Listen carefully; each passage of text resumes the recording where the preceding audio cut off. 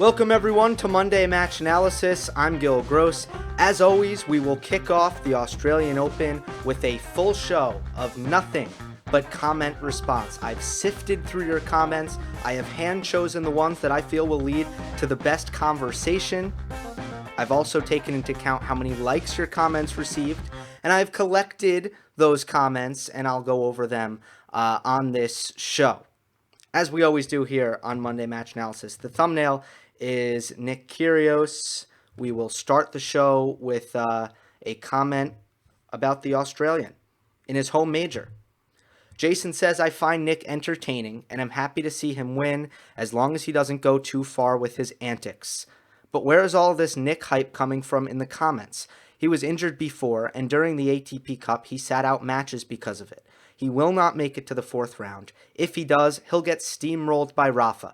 Rafa doesn't mess around with Nick at slams. Going 4 sets on grass, Nick's best surface versus Nadal's weakest, does not mean much. So I agree with Jason that there was a lot of Nick hype in the comments for the Australian Open preview. And by the way, this comment is from that video. I took comments from the Australian Open preview. I took comments from the community tab where I made a post on Sunday. And I also took a few comments on Twitter. @GillGross is my Twitter handle. But I agree with Jason's comment here that there's a lot of Kyrgios hype. There's people predicting that he could give Nadal trouble in the fourth round, that this is going to be his breakout, in a major. And I think it comes from the fact that he looked pretty good at the ATP Cup. He went 3-1 there, including an impressive win over Stefanos Tsitsipas in the third set tiebreak. But my position with Kyrgios has not changed. And to be honest with you, I was very surprised that people are suddenly buying into Nick because I don't really see the evidence there at all. Now, yes, I think he looked good at the ATP Cup, but it's a team event. And if there's anything we've learned about Nick Kyrgios from watching him at Laver Cup, from watching him at Davis Cup, he loves team events. That brings out the best in Nick. And that's not surprising from a guy who's admitted his favorite sport is basketball. A guy who's admitted he'd rather be playing pickup ball with his friends than on the practice courts. That's just Kyrgios' nature. It doesn't mean he's a bad guy. It's just how he is. Tennis is a unique sport where you're all alone on the court. In fact, there's no sport like tennis when it comes to that. In golf, you have your caddy. In boxing, you have your corner. In tennis, you don't have anyone. Does Kyrgios enjoy that aspect of the sport? I don't think so. I think he hates it. I think that's why sometimes he looks distracted, or sometimes he looks miserable, or sometimes he's not able to really control his emotions. Teammates help him. He loves teammates. So can you read in to a more mentally focused Nick Kyrgios at the ATP Cup? Absolutely not. Talk to me when he looks focused and motivated and consistent and mentally even. Talk to me when he looks like that in individual match play. The second part of that is I need to see evidence that he's more fit than he's ever been in his life. So I don't think Kyrgios has ever really been in good enough shape to go best of 5 for 2 weeks. I don't think that's ever been the case. And Jason, in his comment, mentions injury. That's been a repeated issue for Kyrgios. He always seems to be nicked up, and I just don't think that he has the physical fitness to be able to go deep in a slam. So nothing's changed for me on Nick. Nothing. The next comment is from Nikhil Tanwar. What Rafa with his declined defense needs to do on faster courts to defeat Novak and Roger. Why his evolved aggressive gameplay works or comes in only against others, barring this too. Do you think any mental aspect that Rafa's level drops against those two like Australian Open and Wimbledon last year? So Nikhil, I think, is pretty much asking, how come we see this brilliant offensive Rafa Nadal against everyone on tour, but then against Djokovic and Federer, you really don't see the same kind of dictating offensive output from Nadal. And I think, I'm not sure it's very mental. Now, I do think that there's evidence that Nadal has trouble trusting his first strike tennis, his most offensive brand of tennis when he's feeling nervous. And I do think that when Nadal is feeling a lot of pressure, he does become more passive, and that needs to change. He needs to work on that. But when it comes to the big picture of his less than ideal results in recent times against Federer and Djokovic off clay, I don't really think it's mental. I think it comes down to the simple fact that better players can make Nadal defend and can do so without error. This is true at every level. The club level, the college level, any level of tennis, this is true. Better players don't have to move as much. When there is a disparity in level, the higher level player usually doesn't have to move as much. There are exceptions, but it's generally true. Especially, just think of an extreme case. Imagine if Nadal played the 500th best player in the world. Think he'd have to play defense? I don't think so. I don't think he'd have to play defense. Sorry. Djokovic, the way Djokovic and Federer are able to move Rafael Nadal around the court, the way Djokovic was able to make him defend in Sydney, other players just can't do that. They simply can't. They can try. They can try to be aggressive. They're going to make a lot of errors. That's the nature of the beast. The way Federer and Djokovic are able to put Nadal, put the kind of pressure on Nadal and take the kind of time away that they're able to take from Nadal, change direction and really just move him left to right. Other players can't do that. So that's why we see Nadal's declined defensive abilities. That's why we see them more pertinent, more apparent when he plays Roger and Djokovic. The next comment is from Matazio. I don't think that's a name, but anyway. Do you think the draw should be 1 versus 8, 2 versus 7, like NBA, or should it continue being random? I think that it's unfair for Nadal to face, rankings-wise, the best player in the 5 through 8 group, and it's unfair to Team to play the best player in the 1 through 4 group when they are the top seed in those groups. This is a really interesting comment, so thank you for the question.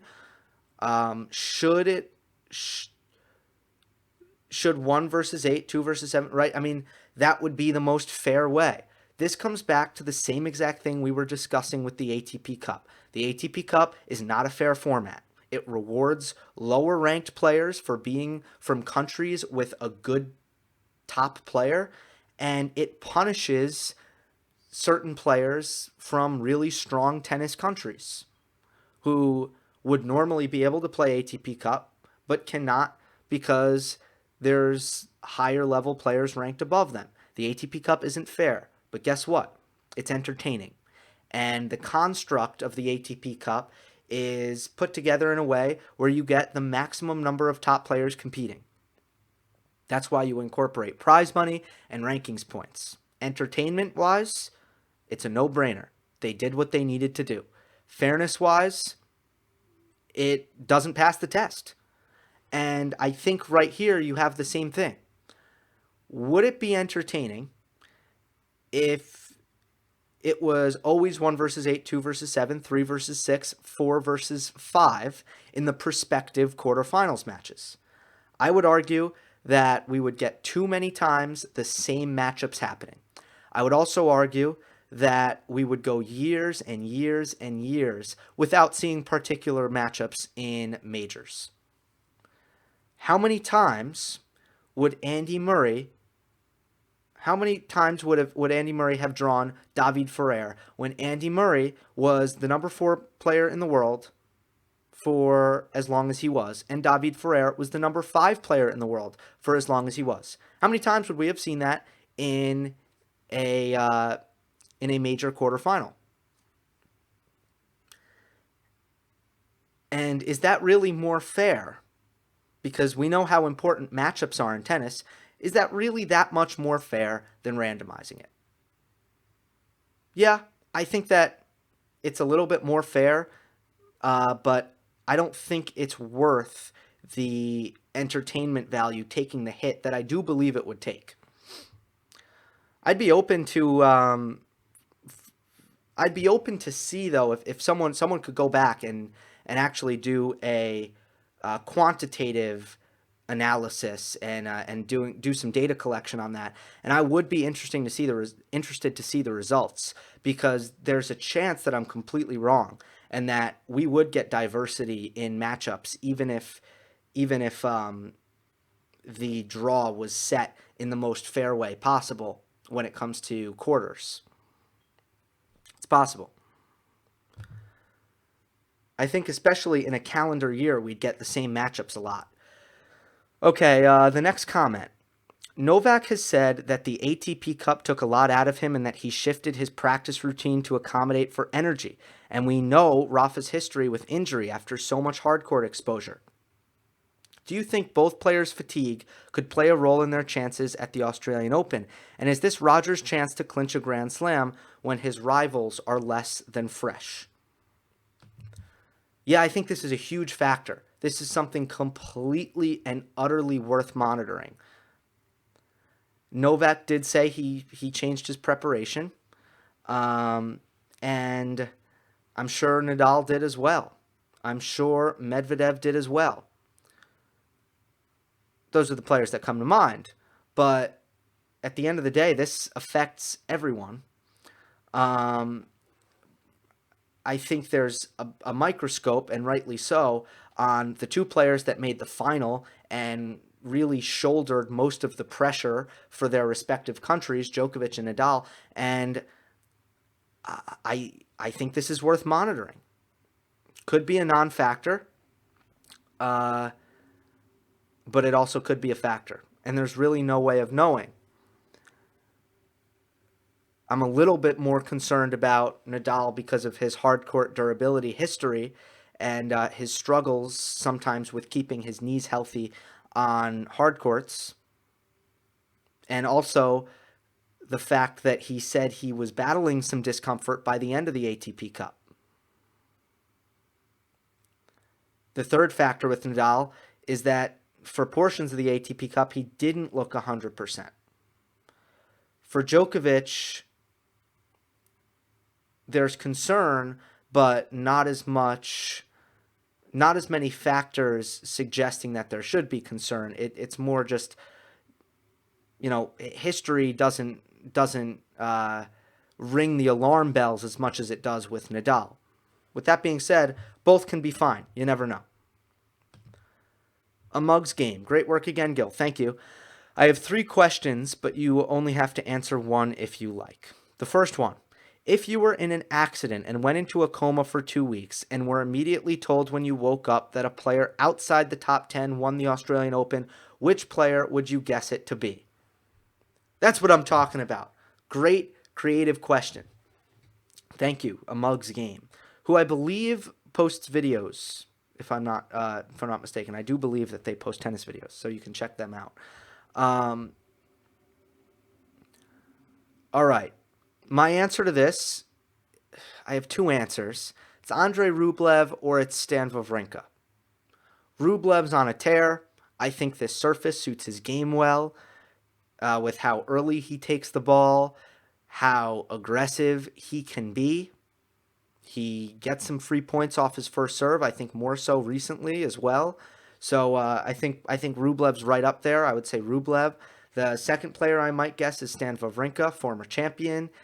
I liked the way he was trending, especially indoors after the U.S. Open in 2019.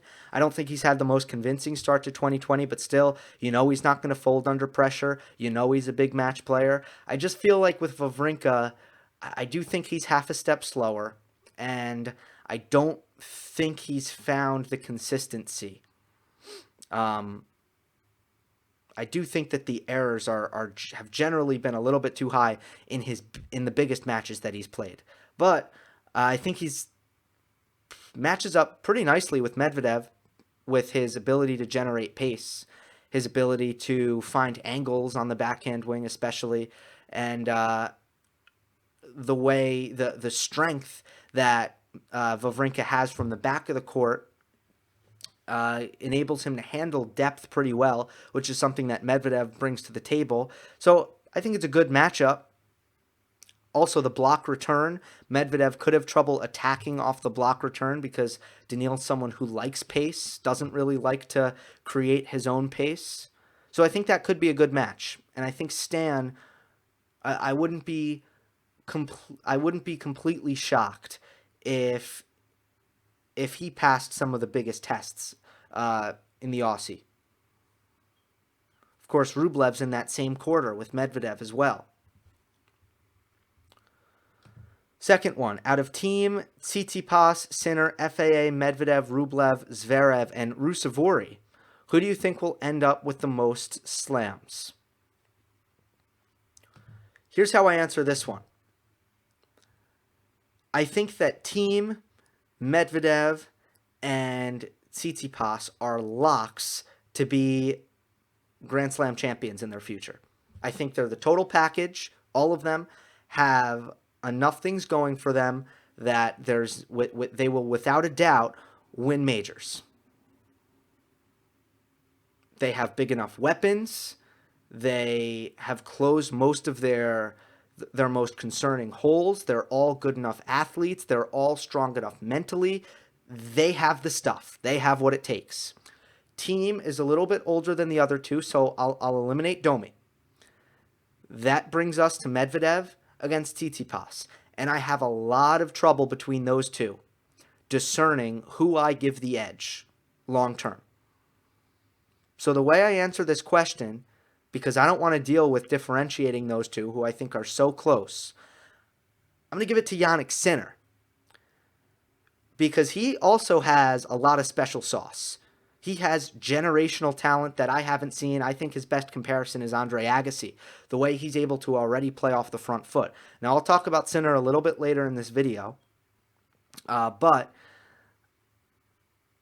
I can't decide between Medvedev and Tsitsipas. I think Sinner has the potential. It's too early to tell, and I don't think Sinner is a lock. I don't think he's a sure thing because he has so much to develop, especially athletically and physically. He's not ready yet.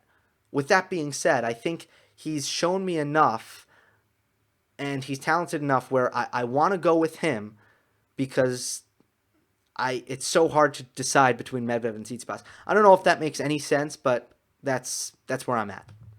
Third one. You are the most unbiased tennis YouTuber on YouTube alongside Terry and Terry, in my opinion, but you don't cover women's tennis much, so you don't need to be unbiased. So my question is, who would you like to see win the Women's Australian Open? Which female players do you have a soft spot for? Maybe you like their game or their personality. Interesting one.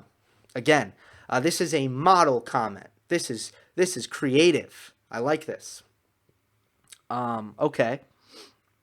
Caroline Wozniacki is playing her last Grand Slam. I've always liked Wozniacki. I like her. She, sometimes she brings an attitude a little bit. She's willing to throw some shade, which I think gets her on some people's bad side. But I kind of like that because I think other than that, she's, really lovely and just very competitive. But she strikes me as real. Sometimes she's a lot of fun. Sometimes she can be, again, a personality. And in terms of her game, I admire her a lot as a talent maximizer. I don't think that Caroline could have been any better under any circumstance than she was. Given, her capabilities and what the hand she was dealt, I think she completely maximized her potential as a tennis player. A hard worker on the court, super gritty, and for all those reasons, I think very likable. And if I could choose anyone to win, this is not a very realistic. If I could choose anyone to win, it would be Caroline. All right, that's my answer. There are other players I like, but I don't want to spend too long on this. Hopefully you get around to answering these. If not, no, not to worry. Keep up the good work, and I look forward to your videos during this very exciting slam. Thank you, A Mugs Game. Poker Pasado wants me to talk about Stefanos' chances.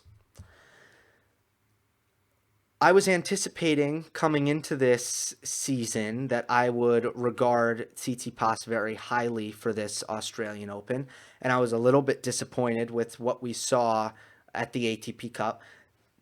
Not that his results were bad, it's just I want to see Tsitsipas mature a little bit. I want to see him be a little bit more level-headed on the court, which in my opinion will enable consistency throughout the season.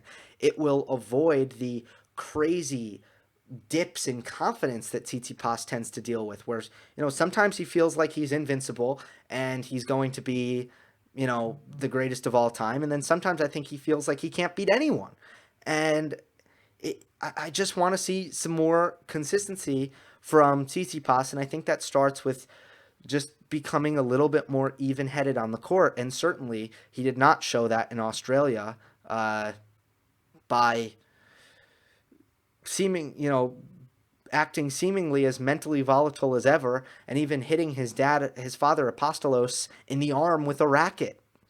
He said he was embarrassed by that, and I think he's very self-reflective, and he's going to work on himself. But I'm not seeing Tsitsipas beating Djokovic. They've had some good matchups, and if I'm not mistaken, this is off the top of my head, I think Tsitsipas has beaten him twice. I know for a fact he's beaten him once, and Tsitsipas is a player who I think is one of the few players who can manage to play a serve plus one game against Djokovic. Djokovic is able to neutralize that kind of style with how well he returns, but I think Tsitsipas's forehand is good enough that he's still able to play first strike tennis even against a great returner like Djokovic. So that's good, but I'm not seeing it. Not seeing it. Jose Moreno, do you think that Jannik Sinner can make it to Roger? Sinner would have to beat... So Sinner would have played Shapovalov. Of course, Shapovalov getting upset to Marton Fucsovic. So that helps Sinner get a little bit further. I don't think he would beat Grigor Dimitrov. My thing with Sinner right now, and admittedly I haven't seen him this year yet, but from where he left off last year, he just needs to get stronger in the legs. When he's on his front foot, when he has his feet set and he's in a balanced position, he can show off his incredible ball striking.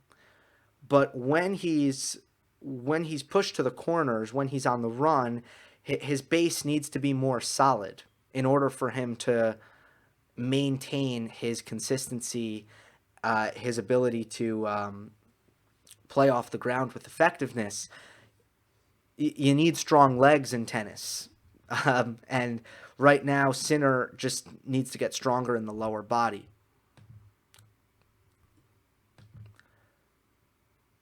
Sumnal Lennon, what do you think of Shapo's exit? As I'm not shocked, and with his loss, do you think he'll be consistent enough to make the top 10?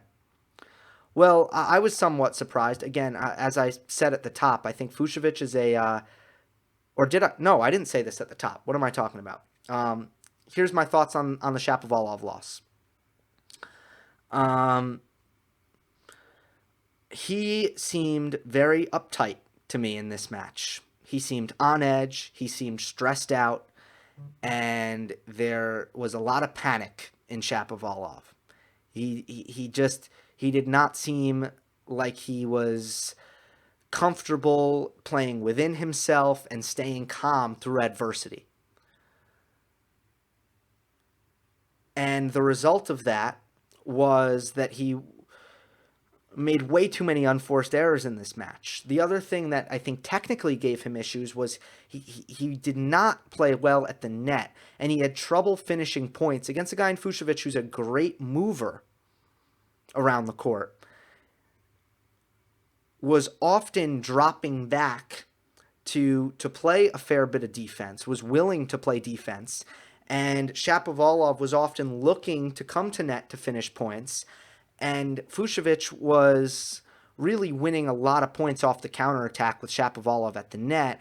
He was able to execute a lot of two-shot passes, which means the first time he would play a safe passing shot and look to pass Shapovalov off the second volley. Shapo's volleys were not sharp enough in this one to make difficult volleys, to finish points, and sometimes even he botched some easy volleys. A big missed overhead, I know, in the fourth set, a big volley that he didn't do enough with in the fourth set tiebreak. That was the first mini break of that tiebreak. So issues at the net for Shapo hurt him against Fucsovic, and far too many unforced errors off of routine balls that need to come back in the court. Fucsovic is a really fit player. His fitness is as good as anyone. I would hate to play him first round in a major. I would hate that draw. But I wonder if Shapo had trouble with the expectations. And I also wonder if that's been a pattern throughout his career. That when expectations are really high for Denis, I don't know how well he handles that. Because he's had a bumpy road in his development. There have been times where he has not lived up to what people think that he's going to be. He's had a really good run with Mikhail Yuzhny recently, where he has lived up to what people think he can be. But now this is probably the most hype he's gone into a slam with in quite some time, and he just didn't look comfortable. All right, question mark is this guy's YouTube profile. It's literally just a question mark. And it's appropriate because he's asking a question. Is there a reason you stopped doing the 5 reasons why X beat Y? If you guys like that, I've been doing post-match thoughts instead. That's a more structured video, I feel. But I don't know which one you guys like better. So maybe I'll start to mix those in again. I want to get to one question on Twitter. I got this question twice on Twitter. You can follow me on Twitter at Gill Gross. Justin McGurk said, you went for Djokovic, mate. Are you still with him despite his first round performance? Thanks, Gill. And then Linda Yang also had a question about this. He said Djokovic didn't look sharp, or she, did I say he? I meant she, Linda. Djokovic didn't look sharp on the first round. He was broken 4 times by Struff. It seems the players performed well in ATP Cup, had poor performances in the Australian Open. Maybe ATP Cup exhausted lots of energy. Do you still favor Djokovic will win in 4 sets against a fully fresh Federer? I mean, well, I'm not going to... I'll say this. I'll start with this. The Struff match didn't concern me. I just went back and I watched a bit of that match. I watched the big moments. And I got to say, in the third set, which Djokovic dropped, Struff played some unbelievable tennis. If you look at the game that Struff broke Djokovic in, other than one missed volley, Jan Lennard played great points in that game. He played a tremendous return game. And he's a player who goes for a whole lot on every ball, talking about Jan Lennard Struff. He's really dangerous. He's the world number 36. That's about as bad a draw as you can get if you're a top 32 seed from a rankings perspective. I'm not concerned at all that Djokovic lost the set to Struff, especially given Djokovic looked all right. Not great, but all right. I don't think Nadal looked great either. Nadal didn't start this match in full gear, but when you're playing a guy like Delian, Nadal can... I mean, there's a massive difference between Struff and Delian. Nadal's first round opponent. Just a massive difference in level there. So I think Djokovic had a tough first round. Nadal didn't. I don't think either of them looked 100% sharp, but it doesn't change anything. You know, it doesn't change how I feel about either of them. And you know, I don't think it's necessarily a bad thing to start a major title with a tougher opponent. I think kind of gets you into things quicker. Allows Djokovic to feel a big serve and someone who's going to put a lot of pressure on him to keep balls out of the middle of the court. And I don't think that's a bad thing, as long as he plays some quicker matches now for the remainder of the week. I don't think it's really a bad thing. That's it for me. Hope you enjoyed. Not sure what the content plan is for the rest of the week, but it is an extremely busy week for me when it comes to work. I will do the best I can, but certainly I will talk to you Monday at the latest. Hope you enjoyed this one. Don't forget to subscribe. I'll see you next time.